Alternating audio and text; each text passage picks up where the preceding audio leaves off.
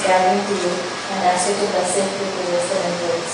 We thank you for this opportunity to be together to go in all love and service of you and love each other. We ask you to enlighten our minds to know what is true and just, and strengthen our wills to carry out faithfully what we promise to see as our duty. May all our thoughts, words, and actions be directed to making one in your love, better known among us for the sanctification of your happiness, here on earth, eternity. Amen. Lord, Father, Son, and Holy Spirit.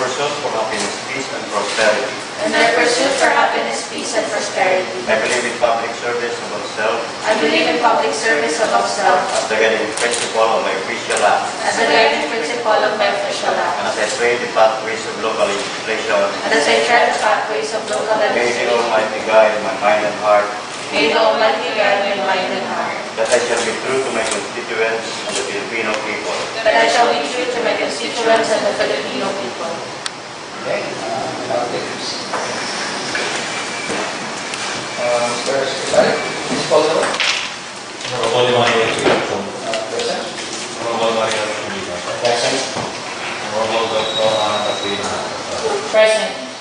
Honorable Lyra Limbauan. Present. Honorable Atty. Kathlyn. Present. Honorable Engineer Melcho Arago. Present. Honorable GLAIZA. Honorable Anacta. Present. Honorable Atty. Present. Honorable Kurt. Honorable Escoto. Honorable Emman Tiu Sonco. Present. Honorable Anacta. Present.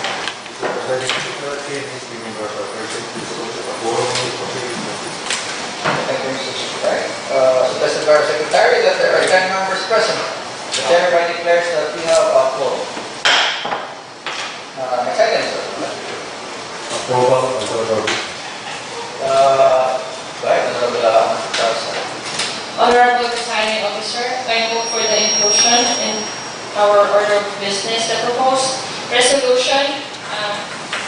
A resolution requesting the Department of Health to increase the allocation of COVID-19 vaccines to the city of Borongan. And second, under other matters, I move for the inclusion. Any second? Second. Any objection? None? The motion is approved. Continue. Honorable Presiding Officer, I move for the inclusion under other matters to invite our budget officer, our HRMO legal officer to give clarification regarding the proposed ordinance deleting the Controlia item person with disability affairs officer 1. Second. Any objection? None? The motion is approved. Any more amendments? Madam Coordinator. Honorable Presiding Officer, I move for the inclusion of order of business under proposed resolution, a resolution to pass and approve a resolution authorizing the City Mayor to enter into a memorandum of agreement with the Executive Director of the National Maritime Polytechnic in Cabalawan, Tacloban City for the establishment or the conduct of basic safety training with typhoon preparedness for motorboat handlers or operators of Borongan City. Second. Any objection? None, so motion is approved. Honorable Presiding Officer, I move for the inclusion under proposed resolution, a resolution authorizing the city mayor to purchase and execute a document of sale and other requirements for the lot under the name of Alejandra Alibe at Barangay B, Borongan City. Second. Any objection? None, so motion is approved. Any more amendments? Okay na, so Honorable Madam Clerk. Honorable Presiding Officer, I move for the approval of our order of business as amended. Second. Any objection? None, so our order of business for today is hereby approved as amended. Next item, Sir Sadac. Reading and consideration of the minutes of the regular session held last May 3. Okay, so the minutes from the previous session was emailed to you. Any corrections? Comments? Suggestions? None, so Madam Clerk. Honorable Presiding Officer, I move for the approval of the minutes of the regular session held on May 7, 2021. Second. Any objection? None, so the minutes from May 7, 2021 is hereby approved. Next item, Sir. Now move on to item number 11, the business. We have proposed ordinances. Number 1, operation ordinance utilizing a total of 2,351,777 pesos. Savings from completed projects of Palau Fund and savings from completed projects in the 19th year office of the Pilipinas additional budget for the 12 years of Honorable Presiding Officer, I move for the inclusion of the proposed ordinance for our ordinance as second reading. Any objection? None, so motion is approved. Next item, Sir. Operation ordinance utilizing the savings from unrelated utilization and related personal services cost pertaining to salary savings from the Office of Rate Registry in Cavite for the month of January to April 2021 amounting to 139,196 pesos. Madam Clerk. Honorable Presiding Officer, I move for the inclusion of the proposed ordinance under second reading. Second. Any objection? None, so motion is approved. Next item, Sir. Operation ordinance utilizing the savings from unallocated compensation related personal services cost pertaining to salary savings from the Office of Registry in Limbauan for the month of March to April amounting to 55,754 pesos. Honorable Presiding Officer, I move for the inclusion of the proposed ordinance for second reading. Any objection? None, motion is approved. Next item. Operation ordinance regarding the salary savings against the assistance salary protein, item number 1021 for the month of January to March 2021. Office of Registry in Sadac with the amount of 50,048 pesos to the donation. Madam Clerk. Honorable Presiding Officer, I move for the inclusion of the proposed ordinance for second reading. Objection? None, so motion is carried. Next item. Proposed ordinance deleting the property item Personal Disability Affairs Office 1 without salary 6 under 670 PO and allocated the funds for the Care Water 1 salary 6 million number 1 in the second series of 2021. Madam Clerk. Honorable Presiding Officer, since we are calling on different resource speakers for the matter, I move that we lay this first on the table and proceed with other items. Any objections? None, so motion is approved.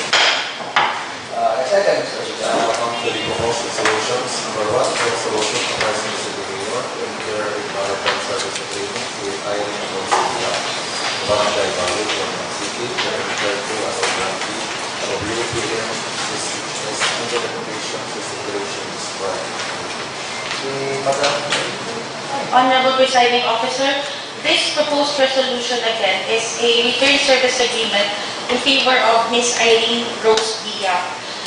The obligation of the LGU again is to pay for the local counterpart fee of the university, other scholarship benefits including the monthly lodging allowance, book allowance, NSPP fees, traveling allowance, student council contributions, graduation fee, licensure, review, and examination expenses, and to commit to employ the grantee after graduation. If this was the same as the other RSAs that we have approved, it seems that the obligation, the financial obligation on the part of the LGU is not executed, but only a form as required by the university. Also attached herein is a resolution from the Council of Barangay Balud supporting or endorsing Ms. Irene Rose Yap of Barangay Balud to be enrolled in the University of the Philippines, Tacloban City. And several residents, I assume, of Barangay Balud signed the resolution, not only the Barangay Council. I give this report to the Council for your suggestions, comments. So, Mr. Butler, any comments? PCL President. Thank you, Mr. Presiding Officer. As Chairman of Education, I am happy to learn that one of the constituent of the city of Borongan has qualified to be enrolled at this prestigious institution. So, considering that it will be to the benefit and to the honor of this LGU, I have no objection for the passage of a resolution authorizing the city mayor to enter into a return service agreement with Irene Rosvilla of Barangay Balud, Borongan City.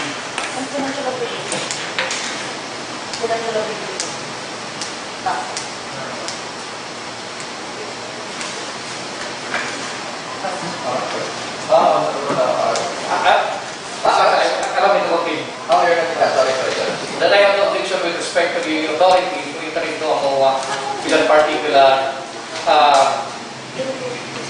student. However, let it be noted that all legal and administrative requirements must be complied by the LGU. However, again, I would like to reiterate and emphasize that this representation is very much in favor with execution of the MOA. Thank you, Mr. Mayor. Please, while I am in favor of this resolution, just a query on the part of the principals of the Secretary of Government, which should be stipulated ever we approve the resolution. Stipulated formats that we granted, and it should pass through the Committee on Finance.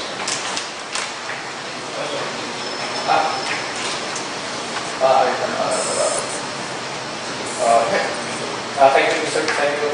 For the report, I think the LGU of Borongan and including the province of Sangguniang Panlungsod executed several memorandum of understanding or MOA with respect with the said institution and with the University of the Philippines, the higher education for the same purpose. Because as I have said earlier, that is for the benefit of our constituents, and that will redound later on to better services that will be received or by the people of this LGU. That is all, Mr. President. So, one more process. Any more comments? Honorable Presiding Officer, since we need further clarifications on several provisions of the return service agreement, I move that we first lay this first on our table and invite Ms. Irene Rose Yap to clarify some other matters. Second? Second. Okay, so motion is approved. Mr. Secretary, please take note to invite Ms. Irene Rose Villa for the Secretary to appear by etc. Second. Resolution authorizing the city mayor to purchase and execute the commercial sale and other requirements for the landowners before right of way to a road opening to the Limbauan Park at Barangay Balud, Borongan City.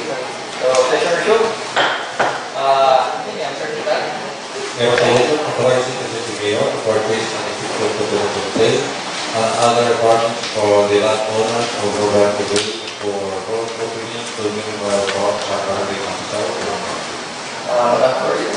Honorable Presiding Officer, before this session, we discussed that we wanted to hear from our resource speaker who is unavailable as of the moment due to a current meeting, but our invited resource speaker has signified his attendance after his meeting.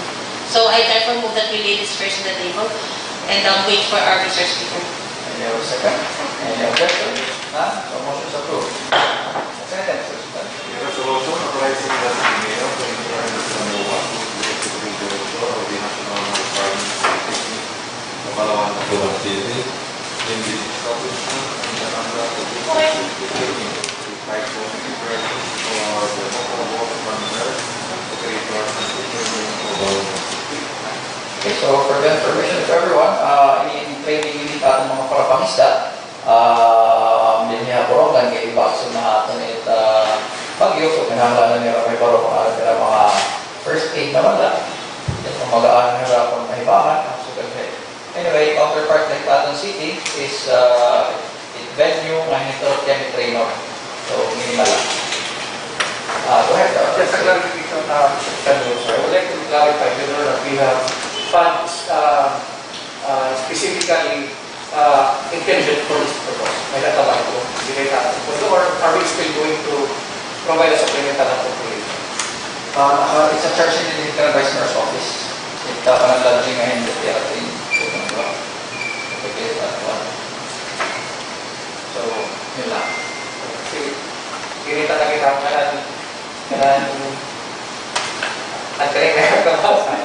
kailangan sabay yung tataan, kailangan sabay ka ito yan.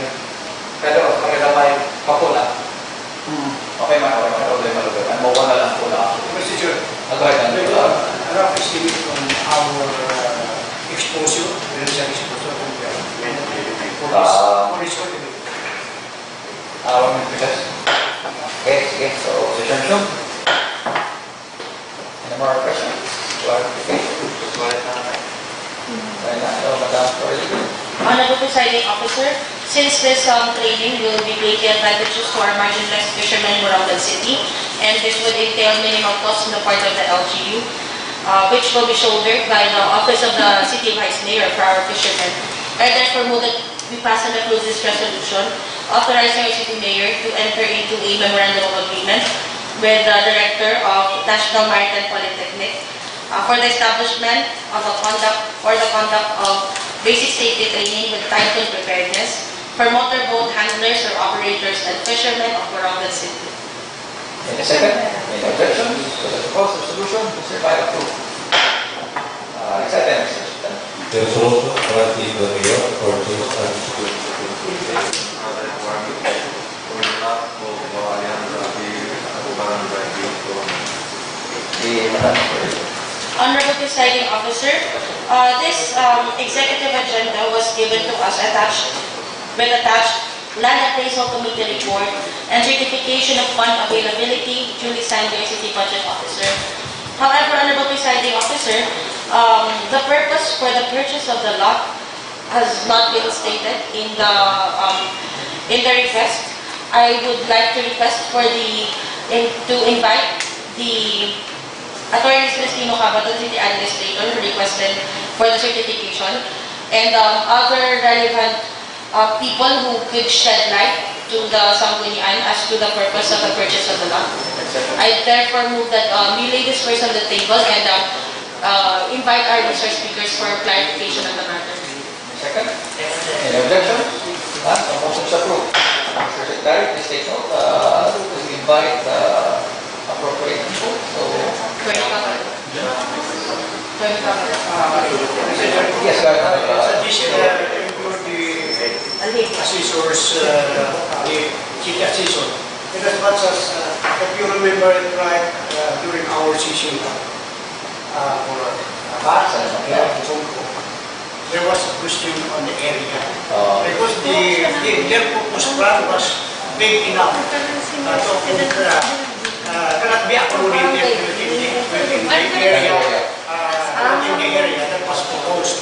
So I requested that the area should be widened. Yes, that's a good point. Honorable Arago. So, Mr. Secretary, please add our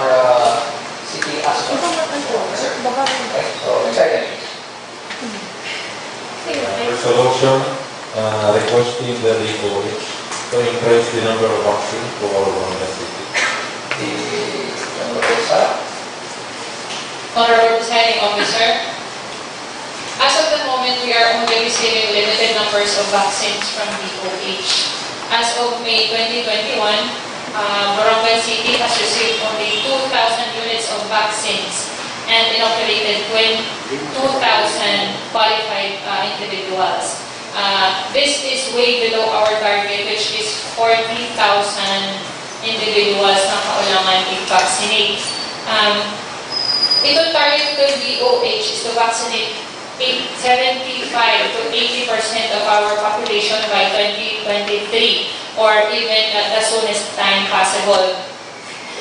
Kung sugat ini ka bagal itong roll out itong vaccination din atin, how can we reach herd immunity by 2023 or even earlier? This past few days we had our drive-through vaccination in Cainday Boulevard. I was there, I volunteered, and I observed that there are still a lot of senior citizens wanting to vaccinate and they are willing to get vaccinated. So, pero may kulang ito natin vaccine allocation din Borongan. And also, this proposed resolution is in support with resolution made by our IATF na magpamayad at liwat kita increase at itong allocation itong ating vaccines din at Borongan. With this, Honorable Presiding Officer, move for the approval of the proposed resolution requesting the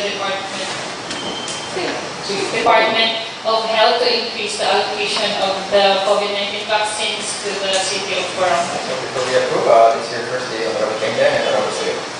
Honorable Presiding Officer, would like to ask for clarification. Okay, we are requesting for an increase in COVID vaccine allocation in Eastern Borongan City. May I know if Honorable Anacta Sadac knows the, kumbaga kung paano na-allocatean kita din. Kasi if they have a basis, then we should, kumbaga, kita din itatanibot ang that resolution, something that will really encourage or convince them that we need more allocation than the others. What is the basis of computing the allocation for vaccines kada city or municipality? Itong PHO, itong nag-divide, itong vaccines, it is actually really listed. So, damo na nagpalista atin, yun lang kasi diri pa nakakatag damo matanan kay since limited la, it also depends itong allocation given by the national na itong atin region, and then from region, i-distribute to the provinces, and then from the province, i-distribute to different municipalities and So to clarify, Honorable Presiding Officer, this is the basis for the allocation is, kumbaga, nagbubot na PHO without any basis as to didi mamandamoy population, didi mamandamoy kuan, or kasi if that is the case, parang this resolution may not be able to help us kung dili kita maarag kung kang kanit i-address and amit aton way pag-convince sa ila mapadamuon. If this will just be a mere scrap of paper nga nasa rin kita damuhan kami pero dili kita nakatagera kaya ano dadamuon ulit aton. Because we need more, because we have more population and our population are parang much willing to I don't know kung dependent na allocation. How they are dividing the vaccines to different municipal LGUs. Pero ito natin kasi demand din ng Borongan compared to other LGUs, mas higher. So, mas damo itong willing magpa-vaccinate din yun. Maybe because we are having our pulong-pulong itong ating mga barangay, itong ating vaccination campaign. Yes, Then I suggest, Honorable Presiding Officer, that our resolution not only state that we request for higher allocation, but also state our reason that we have higher demand and higher percentage of population who are willing to be vaccinated. Thank you, Honorable Presiding Officer. That's a good point. Basically, the resolution, No, I will Please, revise. include it in the resolution. As I remember, Mr. Presiding Officer, and in addition to this resolution, I would like to suggest to the proponent that we should not only request from the DOEs, but our solution should be addressed with National Task Force for COVID-19 to the Secretary Galvez, because she is the one who is handling this resolution together with the representative of the DOE, because he is the head of the National Task Force for COVID-19. As at least the leaders that we address to the DOE with the proponent na lang. Copy. Noted. Additional legislation na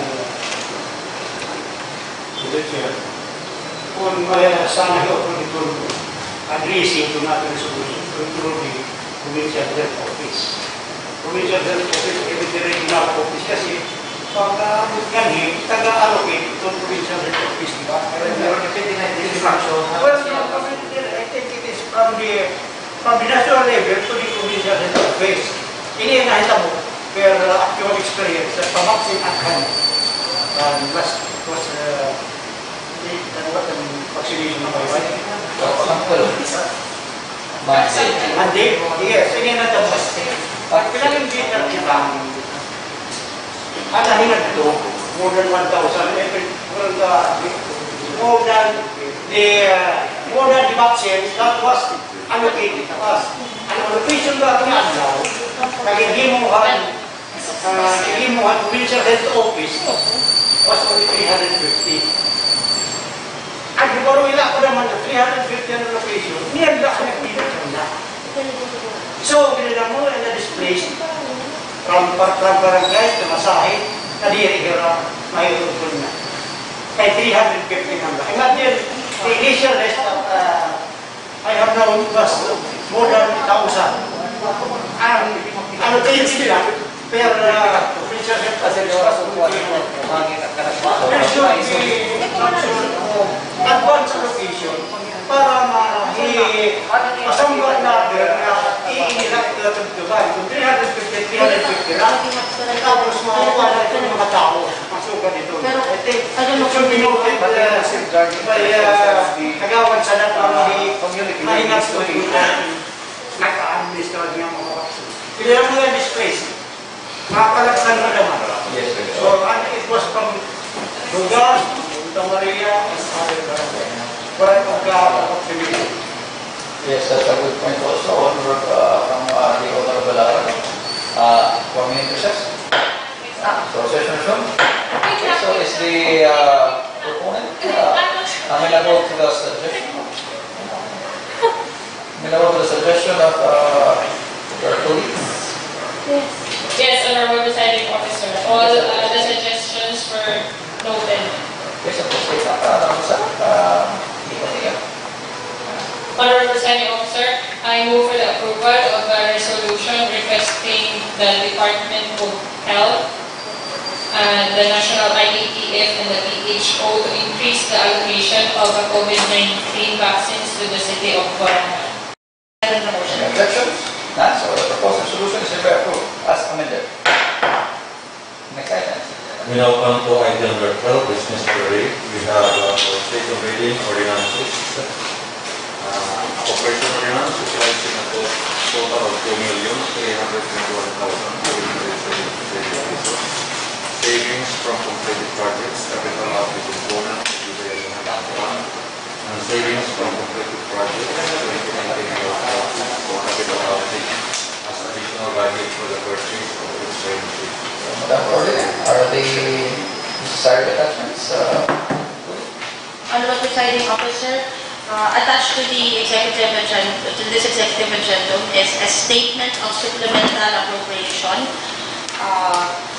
which states that there's for additional budget under the Bayanihan Fund amounting to 58,691 pesos, and under Mayor's Office capital outlay medical equipment amounting to 2,263,085 pesos and 86 centavos, prepared by our budget officer, Ma'am Alice, and approved by our mayor, Mayor Agda. and also a statement of funding sources signed by our city budget officer, our acting city treasurer, and our city accountant. And also an enumeration of the fund source for additional budget, which states that the actual projects or expenditures wherein the budget for the source of the fund will be coming from for the purchase of the X-ray machine, signed by our budget officer. Yes, any more comments, questions?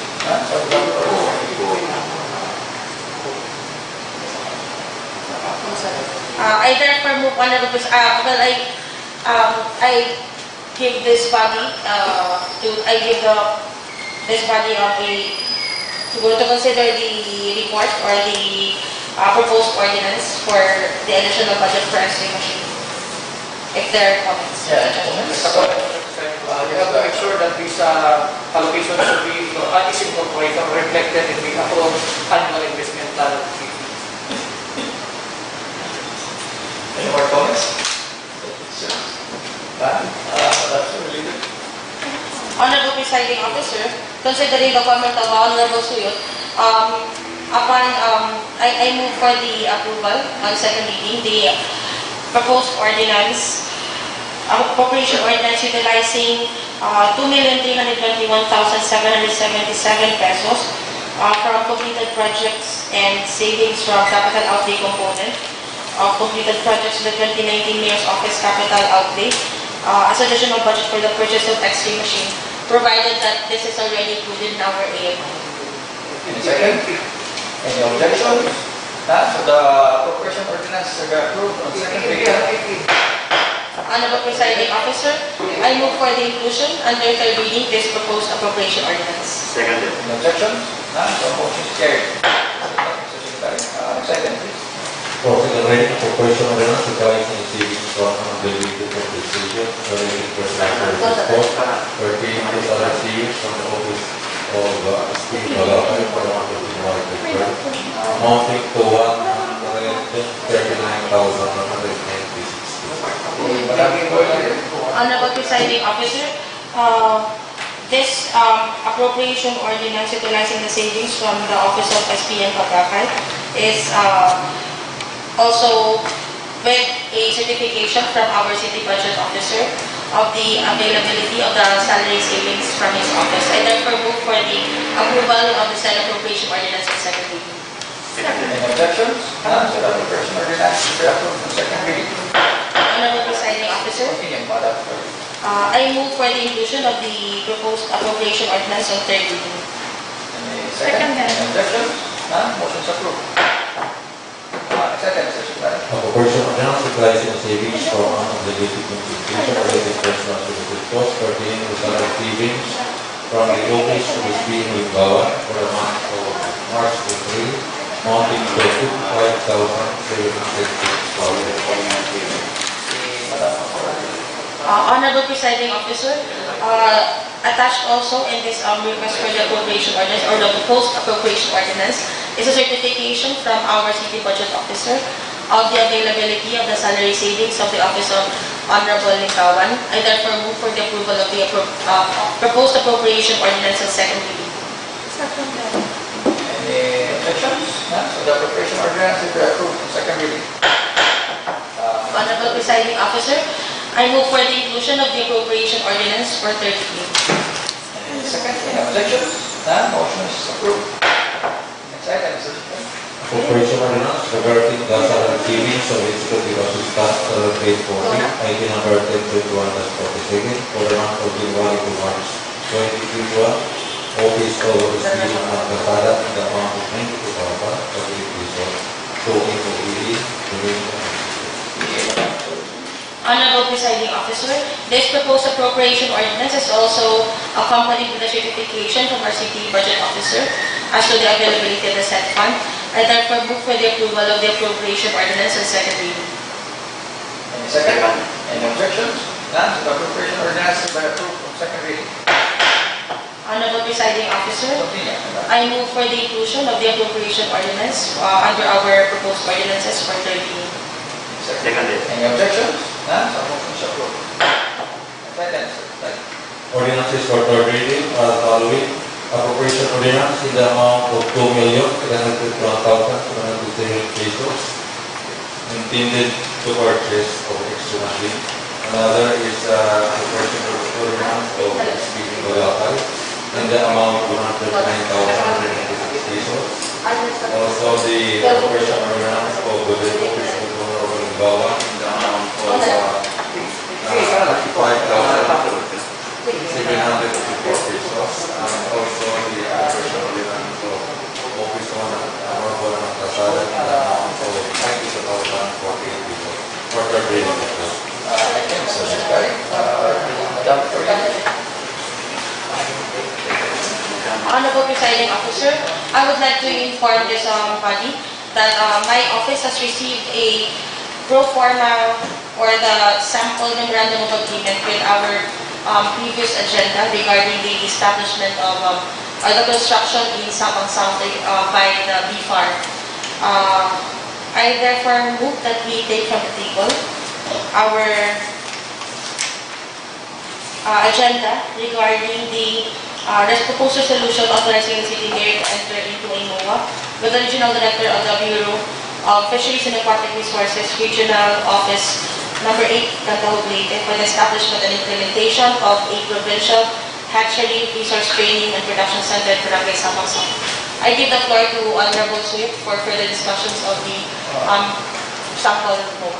Thank you, Mr. President. Actually, this MOA project is up no cost to the city government, except that we will be providing for the land where the project will be constructed. And later on, after several years, the project, the construction, the built infrastructure itself will be given or donated to the city of Borongan.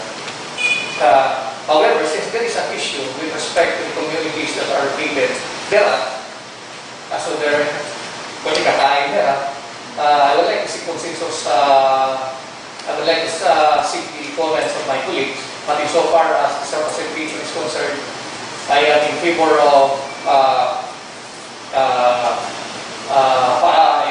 passing a resolution to give the Chief Executive the authority to enter into a MOA. But of course, we have to consider the rights and interests of those who will be affected by the project. Honorable Presiding Yes, Officer. continue. Byron, Cainday. I would like to propose I would like to suggest to Honorable Suyot that maybe our resolution authorizing the city mayor should indicate therein that the rights of the current settlers should first be settled before the actual construction begins. If he is amenable. I agree with that proposal. Because the budget may be diba, sayang nga yaan na kutin kaya it's already ordered. Yes, so that the budget will be captured by the city. That is the only intention, to capture the budget. But however, with respect to those rights which will be affected by the implementation of the project, kinalagyan ng city lang. That's a good point. There is another way we could do this. Para lang makakamtan sa direction ito ng appropriation. As I have suggested before, kami na naman itong engineering department itong space. Kasi daw na ito lugar nila na bakante, which does not involve already the claimants. Okay? May daan ng mga lugar nila. Para ma-release ng nila ating diretso, i-specify nila. Pero kung sige, they are affected. They are affected area. Ano ang they are affected area? I do not speak there. Ano ang vacated area? So 25 houses na lang ito arrive. Mahihimuan din paagin sa engineering office once they visit the area. Para lang, diretso talaga yung muwa. Kasi natin malanganin mo nila unaffected. Kung di rin affected, okay, project mas nakakagad doon. Pero kung may na-affectado, isisita na lang. Ikinilata pa, pangin natin. Madilit ang ubrandi ko si kung na, kung layo na, pangin lumako. Hindi, tatagan na naman yung authority. Tatagan na naman yung authority tapos city executive. Pero kung may na-affectuhan din ang ating community or may balay din ang mga tatanggal kay malilistukin niya, kaya naman ang project, kinalalanit ko kayo nila. Kung ikakain niya, kinalan ko kayo. Pero kung may lugar, kung may affected, okay. Any more comments? Suggestions from the author? Right, so, Here Mr. Presiding Officer, I move for the approval of a resolution authorizing the city mayor to enter into a MOA with the Department of Agriculture, Bureau of Fisheries and Aquatic Resources, Regional Office Number 8, Establishment of for the establishment of the provincial shelter.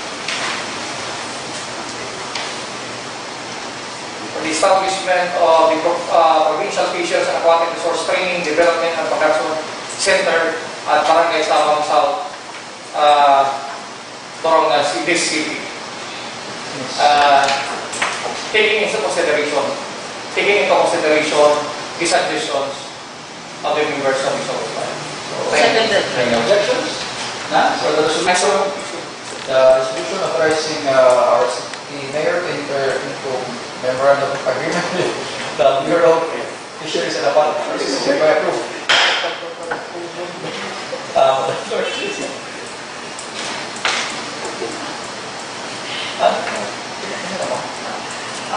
Honorable Presiding Officer, I would also like to take from the table our agenda regarding the proposed ordinance deleting the plantilla item, Person with Disability Affairs Office 1 under CSWDO, and allocating funds for daycare worker 1, created through City Ordinance number 187, 6 of 2021, since we already have our resource speakers. Honorable Presiding Officer, I move for the suspension of our rules of procedure so that we can look out questions for resource speakers. Second, any objections? Our internal rules hereby temporarily suspended. We call on our resource speakers. Honorable Sadac. Go ahead, Honorable Presiding Officer, this item, the Person with Disability Affairs Office 1, has been in our budget for several years now, and this position is not included in the really qualified under the Index of Occupation Services or IOS. And I've invited our budget officer, Ma'am Alice, our MO,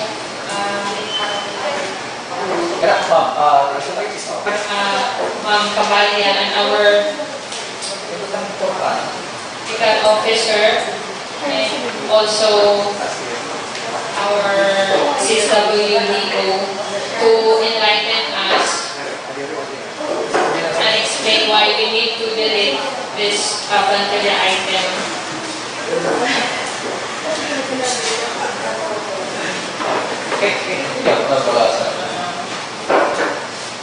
Good morning to our resource speakers. I think let's start from Ma'am Alice. What's the reason why we need to delete this plantilla item, Person with Disability Affairs Officer 1? Good morning po everybody. This PWD's Affairs Officer with a salary grade of 6 has been in the budget for about several years already, since 2012. Pangalan tinakan na-exist na yung item. So there is a move to delete this item para makakreate kita yung item na Disability Affairs Assistant. So, anamon, in order to delete this PWD Affairs Officer, there should be a basis para ma-exclude na nila dahil ating annual budget, because officially, our records na-exist na po yung hinahanap.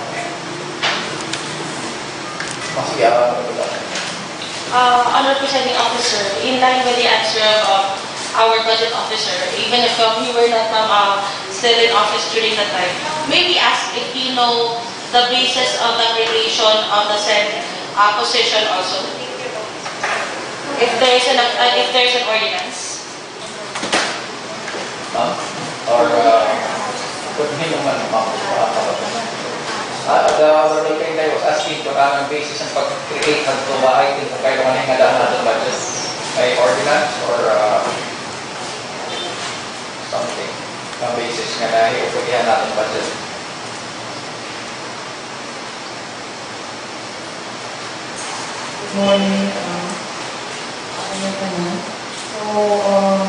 this PWD Affairs Officer, I was not the HRMO that time, so I already say this this item since sa alis na this will. So I just found out na this item has no qualification standards, considering that this is not included in the index of occupational services. So that's why when the CSWD officer, CSWD office requested for daycare worker 1, operation of 1 daycare worker 1, I recommended that to replace this item with daycare worker 1, considering that qualification standards does not exist in a position. I cannot answer for why is it that this was created considering what qualification standards na present in a position. Because that time, they're coming up on human resource management officer. So, when I assume, nakadanak in here.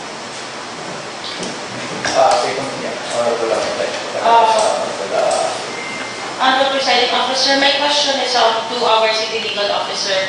Considering the answer of Ma'am Lyra, that they have no knowledge of as to the creation of the position, and considering that the position also has no qualification standards under our existing law, then is it proper for the Sangguniang to approve or to pass an ordinance deleting the position since there's no basis or there's really parang nothing to delete because it was not created legally?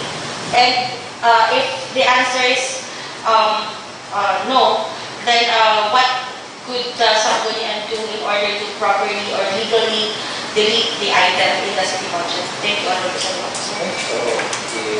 Our City Legal Officer. Good morning, everyone. Based actually, yan siguro na, I'm assuming nga yan nga position na Persons with Disability Affairs Officer. This is based on Republic Act number 10070, an act establishing an institutional mechanism to ensure the implementation. Basta based in here, RA 170. So based on this was created on, or this was approved on April 6, 2010 by President Arago. So based siguro yung nga law, yung create yung plantilla position. However, dapat nakabutang dito ang the basic qualifications in position, which can be found in the IRR of this law. So I believe that in order to remove this position, there is a need for an ordinance or an act coming from the Sangguniang from the council before we can remove this position. Honorable Presiding Officer, just a follow-up question, one last. The previous council also executed or approved an ordinance creating a PIDAW office, which was offered by then Honorable Jennifer Anacta. So, since it could not have been, I have not read the whole, I don't know if there was an express repeal of the ordinance or what. But it seems that we will be having two different PIDAW officers, or are we referring to the same, or no, it's a different position, di ba ma'am? Kasi another position was created by Honorable Anacta for our PWDs. So, if that is the case, then parang may ako lang as a lawyer personally, since they are not able to provide a basis or an appropriation or an ordinance creating a position, then parang there's no position to be. And since there's already a creation of another office na naman na kanang PWD, so it would seem that we have two positions as created by the previous council. May makapapato. Sige, sige. Mr. Presiding Officer, and for the information of the members of this House body, I think it is very basic and fundamental that before we can appropriate an allocation for compensation for the particular position, it should be created first. And that creation is reflected in a particular specific ordinance. And the qualification standards likewise reflected in that specific ordinance. And that specific ordinance will now be called out and included in the annual budget for appropriation. Kada tuwing na, yun ang na sige pa siya. Itag naman pag-iana, may specific ordinance, not an appropriation ordinance, creating that particular position as reflected in this in the annual budget.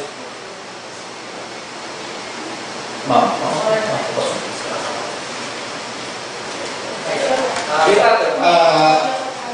As far as the city legal is concerned, we are not aware of any ordinance creating this position. We don't know the Yes. Kasi tinanong ko yan that is true na there has to be an appropriation, there has to be an ordinance in order to delete that particular provision in the annual budget because this is an appropriation ordinance. So, kung magpapagpapalid na pagkakalit kita, mag-alter kita sa provision, kinahanglan talaga ito ordinance. Kasi di ka mo pwede resolution, di ka mo pwede delete na lang kung waray karasunod-rason. Kasi lang naman sa akin na nagpapakana, lalo na ako, kung ba't ka may dinireport na credit ba Sangguniang kasi yung ordinance, nagpasabay ordinance, nag-credit ko na idea. If aside from the appropriation ordinance, hindi ko maharap. So, tama na ito. Although tama na kung ito assuming that the customer is creating that position, there is no need for the Sangguniang to enact an ordinance to delete that particular position. But however, approved na kasi ito yung annual budget and is carried on every year. So, yan na naman, in-approve na naman ang annual budget. Di man kita pwede dito magliwat, isang provision, isang statement, ito annual budget, hindi rin ka binaging ordinansa. Kasi dilima na ito. Kasi iliwatan tayo, alter tayo. Amendment of an appropriation ordinance is only by human ordinance, not by human resolution. So, ano daw lang ito yung pinakamaupay, o may itaton legal kung suka nito. Kasi wali bang kinawala, may ordinansa, nag-create, itaton lang araw, minanay appropriation, itaton annual budget per week. Nakaputang safety ka na 2012. Ano daw like yung nagkakasuggest ako? So,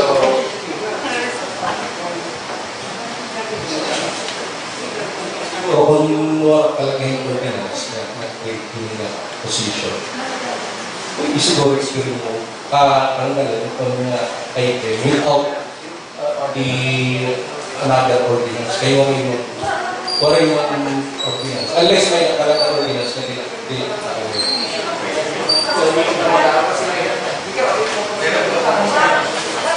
The dilemma is with the budget office kasi po, it has been recognized na every year in, year out, since 2012, in-appropriate natin yung particular item. So for us to exclude this from our future budgets, there should be a basis to exclude this particular item from our budget documents. Kasi nga dito mapunta, si Pagyan na po, inibang item, ang mga previous years, nagpasama kita yung mga supplemental appropriation ordinance, bigay savings, yung bulig hindi na kinuhaan niya, kasi ang ginamit. Talaga, ito record nila rito, mga kinuhaan. Kasi na kapagalan natin, may tagiliman ko eh. Ano na, pero kung na doon, gusto ka naman yung posisyon, kasi nagamit na naman ang pundo nito ni supposed to be. The best remedy is to pass an appropriation. To pass an ordinance, amending the appropriation na deleting the particular item from the annual budget. So again, ma'am, thank you very much that you present siya. At least nagkaroon na nagkakaroon niya na. Tato na si legal officer, please remain lang. We have further questions.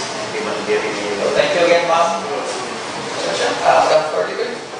Honorable Presiding Officer, we also requested, I would like also to take some table. We also requested for the presence of our internal audit, together with our assessor and our City Engineering Office to shed light on the proposed resolution. Number 3, a resolution authorizing the city mayor to purchase and execute document of sale and other requirements for the lot owners of road right-of-way for road opening to the new memorial park at Paranaque South. To clarify questions from Honorable Arago.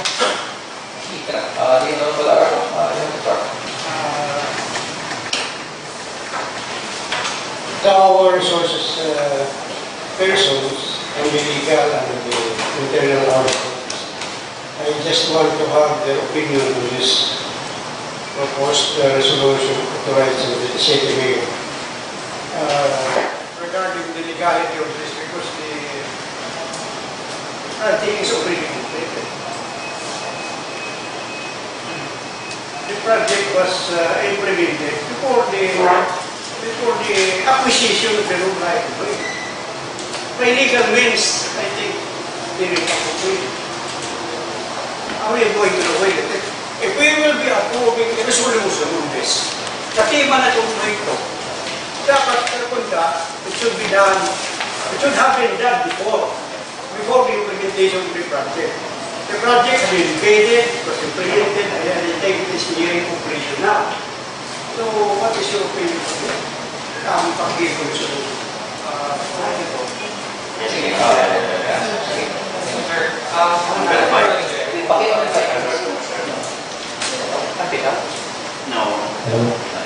Itong project, pwede ko mag-start, provided, yes, own na itong LGU. Now, how can we own properties? There are 3 ways: donation, expropriation, and negotiated sale. In a project, I think, donated in here, itibang apartment lot. And then, the rest, nagtuyang man owners in building permit. So, wala nga pagpabaya. So, it can happen. Kaya, based naman ng inquiry, with particular hit, national hit, DPWH, tatawag daw talaga kung mag-iha, ipag-acquire ito na, kaya mga proseso. The only thing that they secure is building permit from the owners. So once you have the building permit, then you can proceed with your project. Kasi you have the assurance na di ka magpapabayaan o di papabaklas na kalsada, kung kalsada man.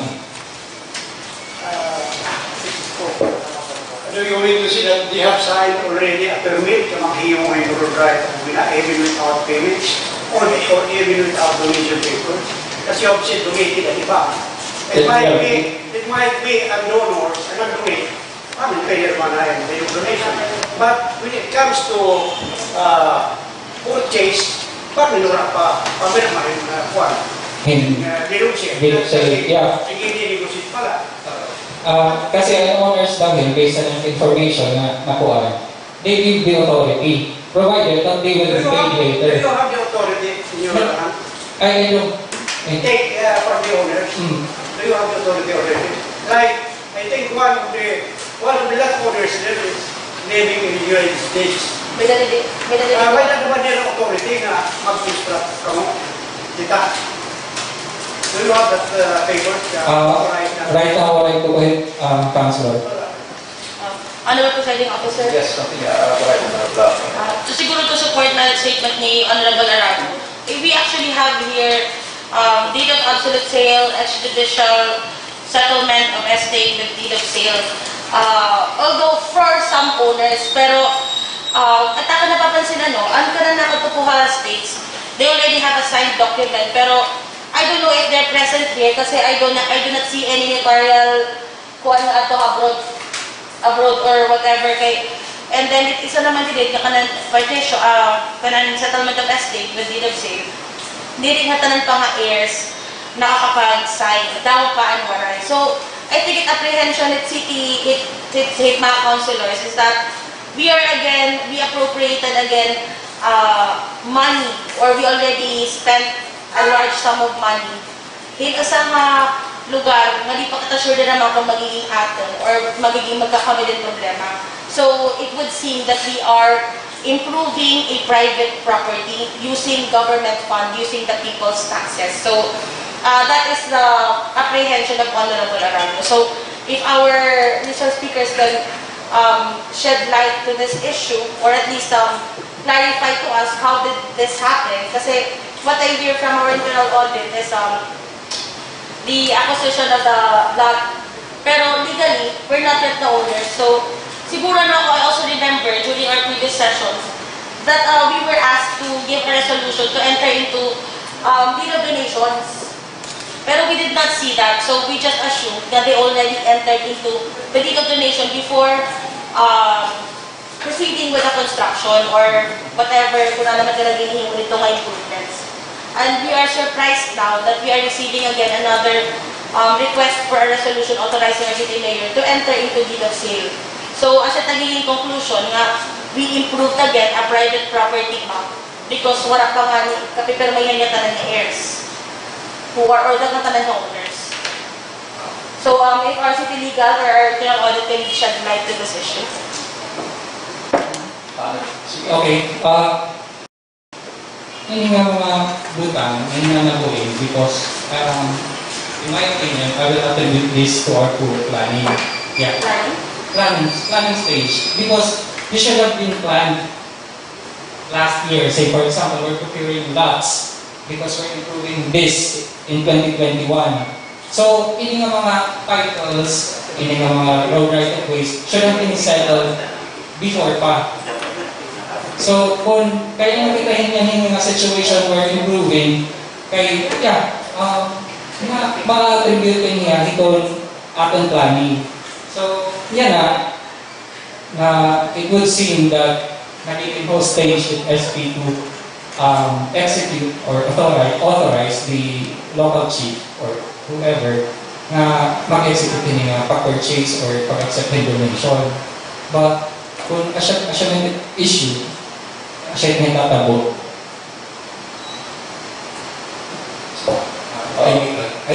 Siguro may siguro may mga previous negotiation with the lot owners kaya na oray pa-reduce nito writing. Pero may kung nabaga agreeing principle na ang pagpalit itong natuna na medyo na orhilaan pag-execute ng document. Pero di man magpipitang niya project kung wala talaga consent ng landowners. It's either by writing or implied consent.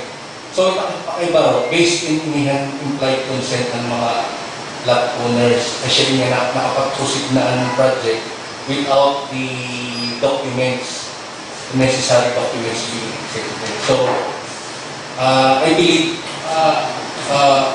siguro rin magkakaproblema din kay may naman consent ng mga lot owners, although waray pa kayo, re-reduce yung waray na. Based na observation.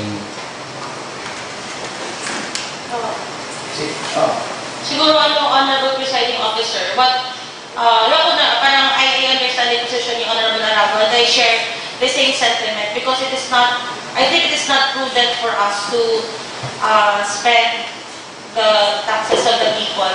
Ito ng mga lots, even if there's implied consent, because we know it basic law, transfer of or sale of real property can only be done if it is through a public document, not an implied consent. That's why, siguro, we're just being cautious na hindi kita basta-basta lalaman ng mga resolution again without asking, because it puts us in a bad light. It does not make us parang act in good faith because we did not ask. Wala kang panginalo. Any more questions from our resource speakers? Sorry na. So again, thank you very much. Boy, Emman, and Sir. Thank you, sir. Thank you so much. At least nakakaroon ako tayo ng malapat. So that's for you. Honorable Presiding Officer, since we are done propounding questions to our resource speaker, I move for that we lift the suspension of our internal rules of procedure. Second, the objection. So our temporary suspension of our internal rules is hereby lifted. Madam Clerk. Honorable Presiding Officer, I would like to move to take from the table the proposed resolution authorizing the city mayor to purchase and execute document of sale and other requirements for the lot owners of the road right-of-way for road opening to new memorial park at Barangay Campi South, which is attached in their executive agenda. I would like to manifest that, again, as suggested by Honorable Arago, we would also like to call the attention of our city engineering to shed light again on the process of our construction of our infrastructures, and that we are approving this resolution in order for us to make sure or to ensure that we will get the title to the lots that we are improving right now. I therefore move that we pass and approve this proposed resolution. Second. Any objection? None. The proposed resolution is hereby approved. Next item. Honorable Presiding Officer, regarding our proposed ordinance deleting the plantilla item of PDAO officer, I would like to propose an amendment to the proposed agenda that instead of an ordinance, we instead pass and approve a resolution expressing our sentiment that the current position of person with disability officers 1 should be deleted in our budget, since our resource speakers, our budget officer, our HRMO, and our city legal, and including our Sangguniang, has no knowledge of any ordinance passed to create this position, which was already stated from a very long time, even before they were in position. Okay. Any second? Seconded. Any objection? None. So motion is approved. Honorable Presiding Officer, I move for the approval of the resolution expressing a sentiment to delete the position of persons with disability affairs officer. Seconded. Any objection? None. Motion is approved. Next item is Sir Sadac. You are still under the resolution authorizing the mayor to purchase and execute. Okay na po. Okay. Okay na. We have an announcement. Announcements. Any announcements? Well, I would like to inform everybody that the city engineering office is completing a list of their ongoing and finished projects. Just this morning, submitted in my office. I will be furnishing each one of us, so that by next time we can call on the city engineer for. Maybe Honorable Presiding Officer, we should invite our city engineering office to report to us next session as to the completion of the infrastructure projects, and also to answer our inquiry regarding the implementation of the infrastructure projects. In addition, Mr. President, I would like to remind the resource persons who will be coming next session that we should provide us with a copy of the proposed or future city infrastructure projects. Ay, para diretso na madres, para yung tulong diniging yung surya, wala na. matatapon ay as early as this year. I have getting up Mr. Pierre siguro. Alam I ko, could submit, I could have a copy for it and submit it to your office. lagi ko. I will Just recap. ask from the, Lagi na, papalikapi ko lang. masubmit lang ako sa akin. Okay, thank you. So, more announcements? Announcements? Pasalamat sa ating sponsor ng announcement. Kuya Kurt, the ating ABC President. Happy birthday to you. Happy birthday to you. Happy birthday to you. Happy birthday, happy birthday. Happy birthday to you. Sige, so...